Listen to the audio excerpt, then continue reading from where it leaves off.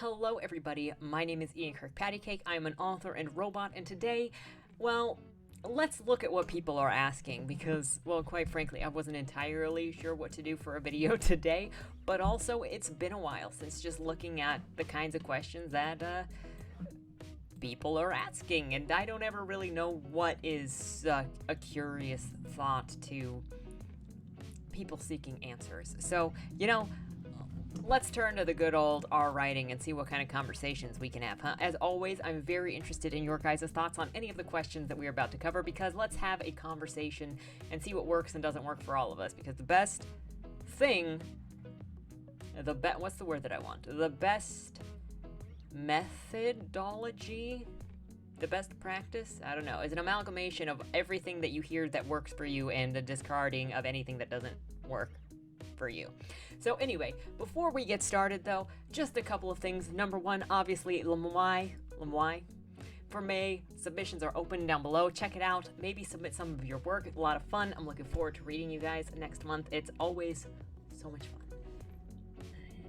And then number two, I feel like there's a number two, but I'm not entirely sure what it is, other than Dead End Drive the audiobook has been approved. It will be in stores, aiming for around the end of the month, April 27th, my birthday, because what's a better way to celebrate another year on the wrong side of 25 with a story about murdering people. So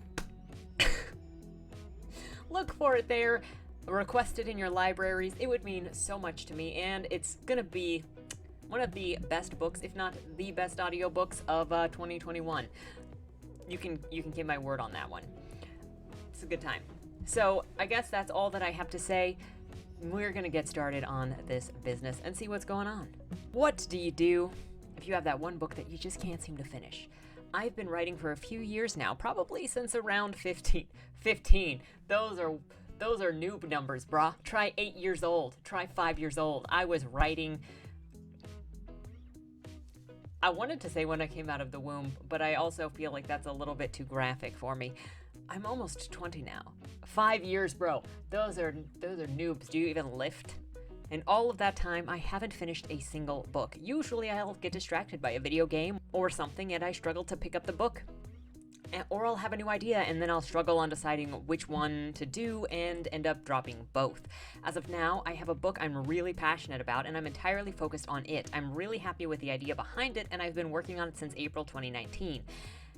And I've done like 6 chapters in all that time. Bear in mind, I went through long stages where I just didn't write. What do you do when you have that one book that you just can't finish? Thanks for reading. You treat it like work. Now I know a lot of people aren't gonna like this because you're writing hobbyists, and there's nothing wrong with writing for a hobby or writing for fun or not doing it for the purpose of finishing something. But if your goal is to finish a book and you're taking it very seriously, you need to take writing that book as if it's a job, and it's going to be hard at points. I know right now I am working on a book that's definitely a struggle, because as I'm recording this, I'm just thinking, I don't know if I even want to write today, but that's because I'm struggling to write. It's not like my book that's coming out later this year, which I had a much easier time with working through, but I'm struggling specifically with finding the path through this new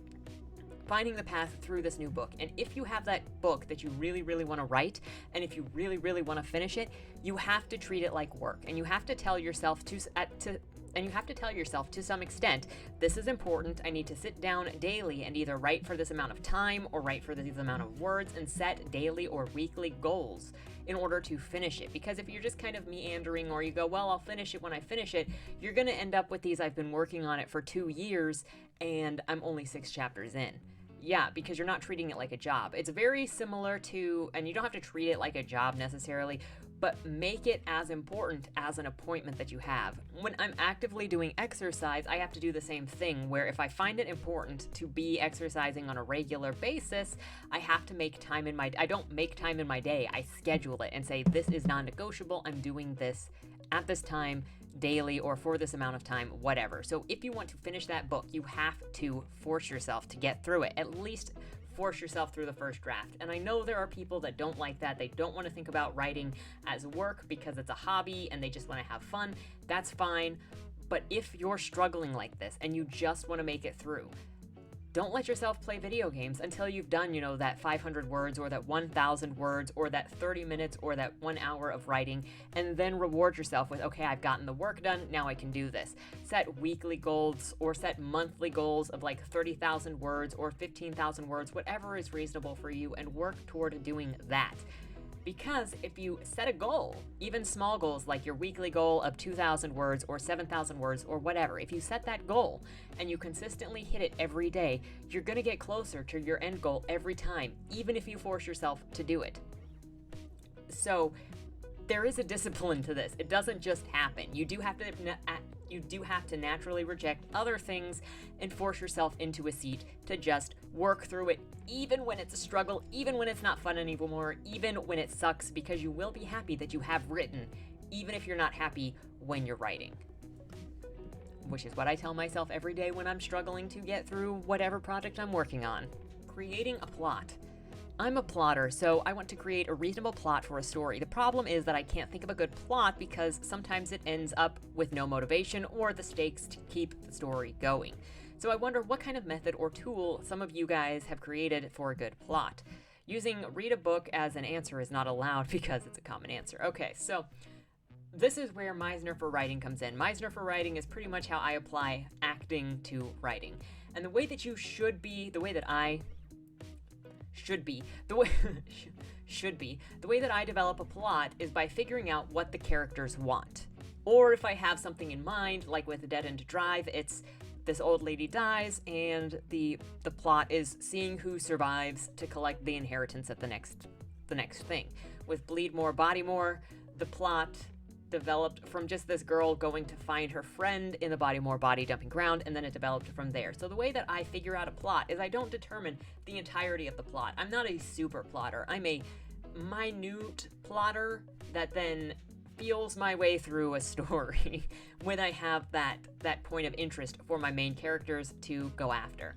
One of the things that really works for me when I'm plotting is when I get into a scene, find out what my character is doing there immediately, like know why they are there.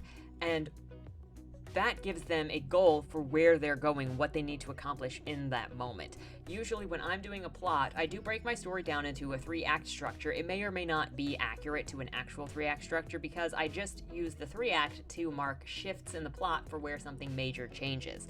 It's not necessarily a big bada bing bada boom moment, but it is a big moment where something changes. So if we look at Bleed More, Body More, which is my upcoming book coming out in October, keep an eye out for it.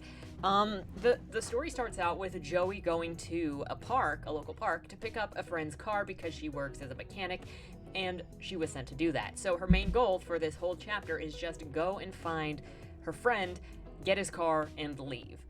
Then the scene takes off. Well, while she's picking up that car, she discovers something which changes the trajectory of the story because now she has to adjust for that thing that changed the story.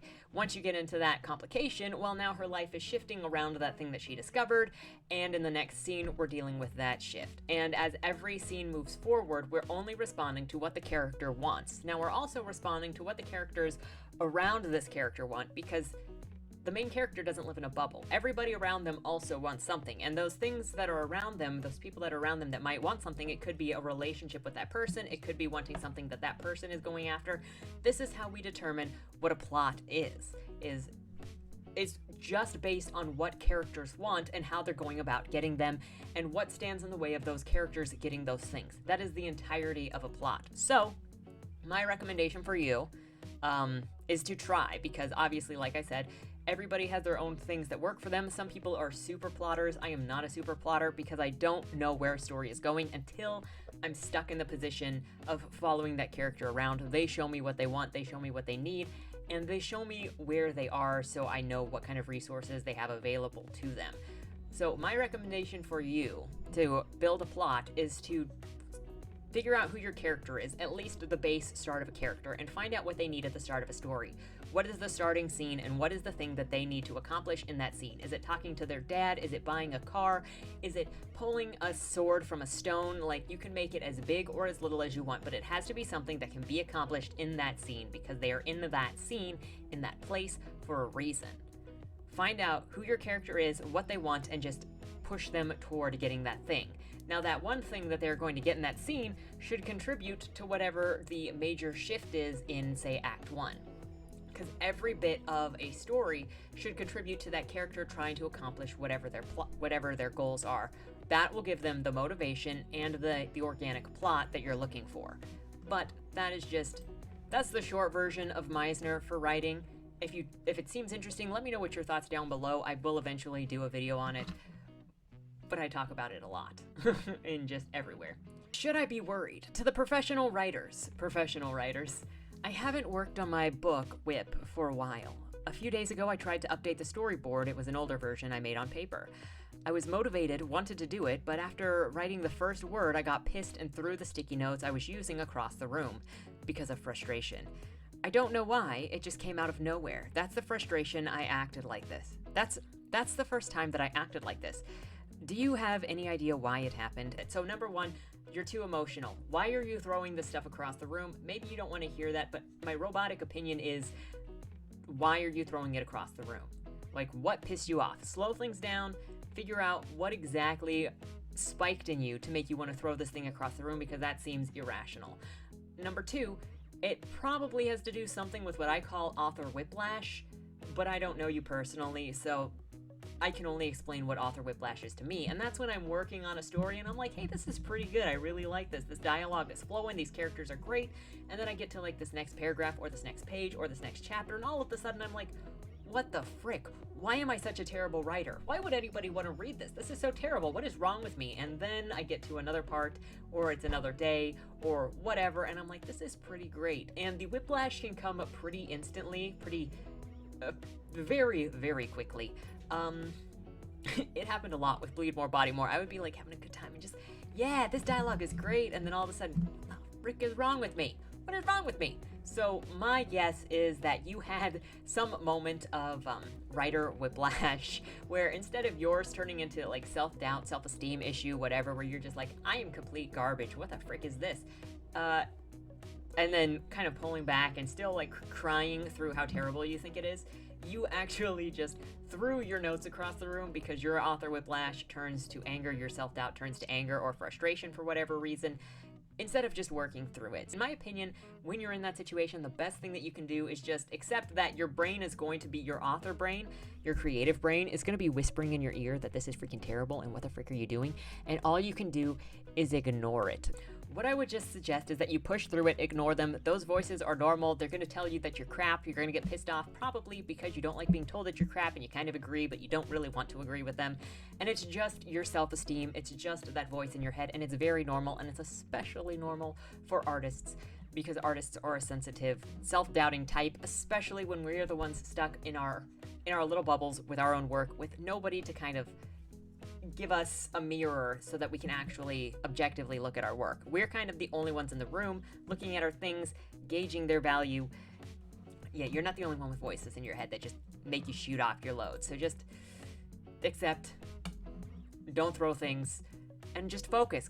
Issues with writing dialogue. I have always had the most trouble writing dialogue. A lot of people have trouble writing dialogue, just FYI. There's so much unnatural dialogue. This is just something that popped into my head, and to show how I write dialogue. It is so forced and unnatural, and I just don't know how to get my dialogue to flow nicely. I haven't actually begun writing my novel. I'm a planner, and I have been working. This is entirely the problem. It's all of you planners. I'm not going to like say that you've got a problem, but planners, you've got a problem. The planning, I think. The planning is great. The planning is so necessary for all of these motifs and intricate ideas and things to place in. Planning has its place. But I'm also going to go back to Meisner, which is all about being in the moment, being present in the moment, and having your characters interact naturally. The way that you do dialogue naturally is by knowing, why are those characters talking to one another? What is it that they need out of each other? What is it that caused them to talk to one another? And are they trying to get something out of each other, or are they trying to get away from each other? What is the purpose of them speaking to each other? Because the dialogue should directly reflect, one, what it is they want, and two, their tactics for getting it. Because obviously not every character is going to come up and say, hey, I want this thing from you. Most people have much more tact than that and will kind of work their way into that. People are not that direct, generally. Some people are that direct and then you'll write them. But you need to know what your characters are doing talking to each other. Did Kayla come over to talk to Sally about, wanting to borrow something from her, but she needs to ease into that conversation by lighting things early because she doesn't want Sally to think that she's just a mooch and taking things from her? Or,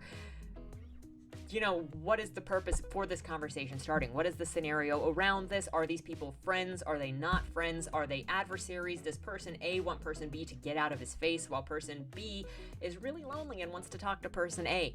So by knowing these things and knowing what it is they're trying to do in that conversation, you'll have more organic dialogue. And then you have to follow the voices of the characters as they try to get the things that they want, using their personalities and the tactics available to them that they are willing to use. Some women are willing to use sexuality and a haughty voice to try to manipulate a man.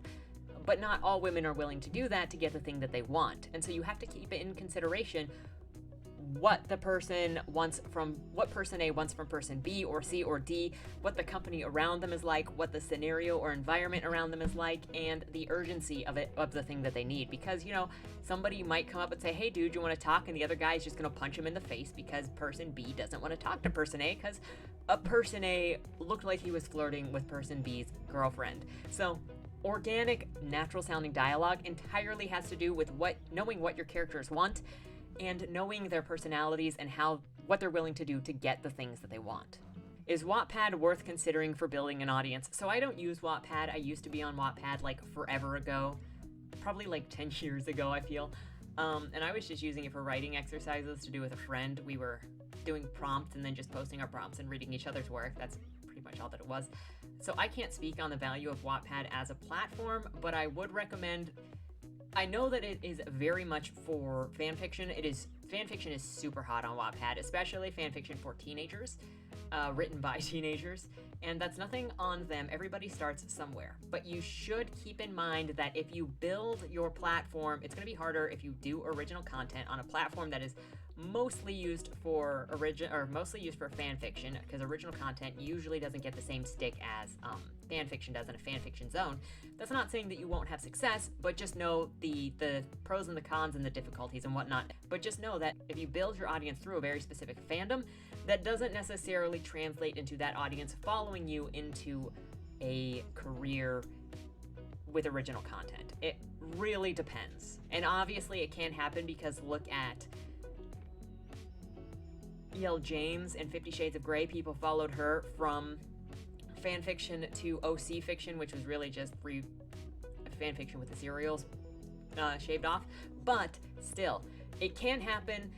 It's just one of the difficulties to consider when you're using something like that sort of platform to build your audience. Investigate the kind of work that you want to do, the kind of genre that you want to write, and the audience that is on the platforms that you're considering launching from. Because when you're talking about building an audience, you're talking about building a relationship with readers and with actual people, individual relationships with individual people, because you want to build a community.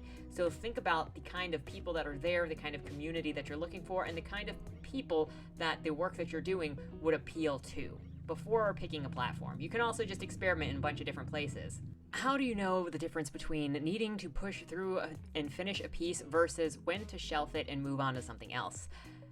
I've been working on a novel for years. It's gone through a few rewrites and reconstructions. I had 2 first drafts and it's 2 different versions. I love the idea of it, but it seems to only work in my head. There are some gems in the prose I think turned out really well, like all of the big emotional scenes, but everything in between feels so forced. I think I've finally figured out what I have to do to fix it, but this will be the 3rd first draft. This seems extreme. I am always so surprised at how people feel so judgmental of their own work or what it takes to put work into a book to make it work. Okay, look guys, I'm gonna be honest with you right now. Not like I'm not honest with you all the time. Dead End Drive took about 10 years to come to the fruition that it is now. It went through so many different versions, and one of the fun things for me is looking at it now and seeing some of the areas where I massively cut stuff or where some developmental stuff happened. Like There were whole sections in there about the history of how the Benedict estate came to be. I wrote that whole bit in there about how the estate came to be. Albie Benedict at the start of it all, buying the deed from some New Yorker conman after he landed from Ireland, and he was told that it was a farmland that was luscious for the planting, and got there and it was a freaking swamp, and him and a couple of people that he picked up from the ghost town of Parvenu lived in this crappy shed with the hopes of getting vegetation grown over the winter, or planting vegetation and taking care of it and having crops in the summer, whatever. And they almost starved to death. And one of the men that was with them disappeared, and then the fruits grew. The fruits grew in the spring. And there was this whole huge section about it, and Matthias lost about 7,000 words of content just last year when I did another cutting, and this book went through so many different versions that it takes as long as it takes. Now, then you look at Bleed More, Body More, which comes out later this year, and it got done in like 3 to 4 months, because it just worked. Some books take a long time, some don't. I have a couple of books on my list over there, because I have a list on the wall of what I need to work on, and they are going to need some redrafting. I think my second novel, Creatures Lie Here, not published, but the second novel I worked on, it's been through almost as many drafts as Dead and Drive. Not quite, but it's had some things. So there is no correct or incorrect amount of time it takes, or a correct or incorrect amount of drafts it takes to fix the novel. It's just whether you want to continue working on it or not. Is this project worth putting in all of that effort to continue and bring the images to fruition, or is it like, this was a learning project and I'm going to move on to something else? There is no too many drafts, or this is too many ridiculous drafts. I don't really know where you're comparing that to say, it seems extreme that I'm on a third draft. Books go through so many different drafts, especially first-time books or second-time books, that it only takes as many drafts as it takes to get it right. And sometimes it's immediate and sometimes it's not. How much do you care about that book, and do you want to work on it? That's all that matters. But if you're tired of the book, if you feel like you're struggling with figuring out what's wrong with the book, it's okay to put it aside and either circle back to it later or just never come back to it again. Like I said, I've got a list over there of first drafts that some of them are ready for first revision, which is pretty much going to be finding inconsistencies and rewriting basically from bottom to top, just to add stuff in and change stuff as I go. And then I have other ones that need complete rewrites that are very different than the revisions. And it just depends on the story and what you're willing to do and where you think it's at. There's no right or wrong. Stop comparing yourselves to other people and thinking, hey, if I keep working on this, I'm ridiculous. No, you're not. Everyone has a different process. You do the process that works for you. Do you guys write chapters of your book in order? It depends on the book. Bleed More, Body More, I wrote completely in order. Dead and Drive, I did not write in order. Creatures Lie Here, I did not write in order. Cain and Abel, I did not write in order. What else do I have? Heir to the Dust, I did write in order. And then Dead and Drive 2, I'm thinking I'm not going to be writing that in order because I'm feeling like I need to skip ahead to some bits. So it all just depends. How do you write an interesting character without trauma?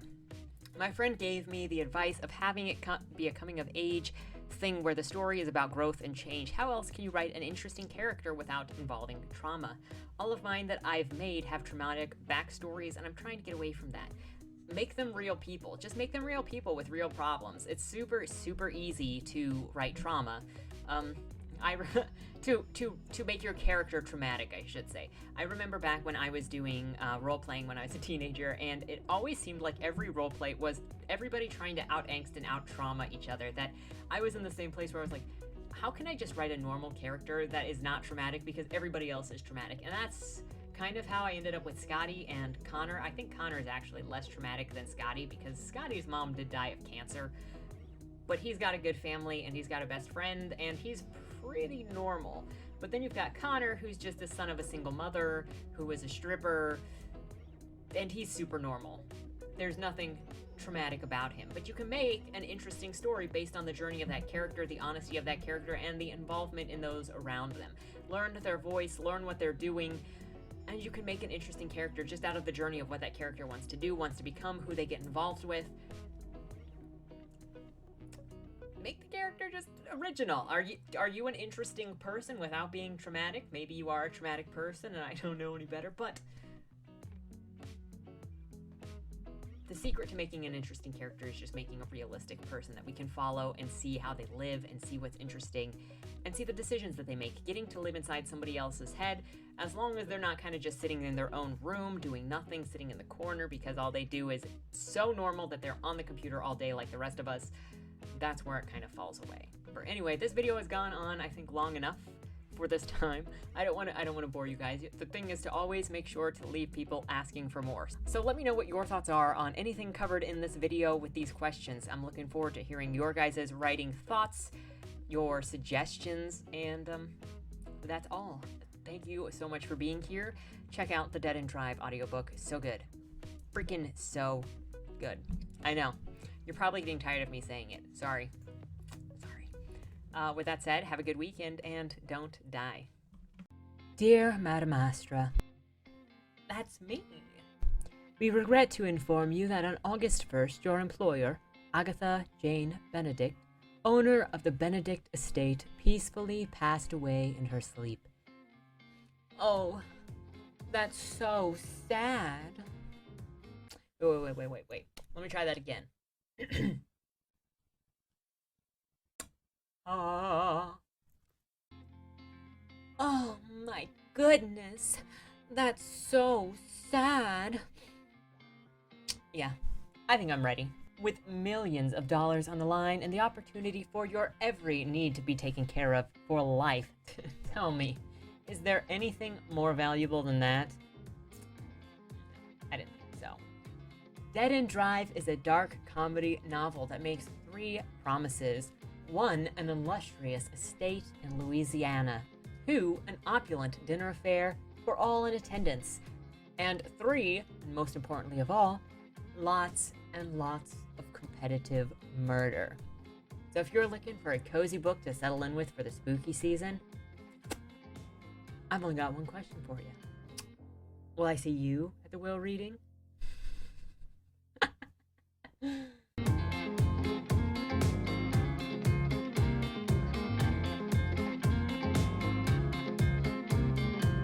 Only losers lose!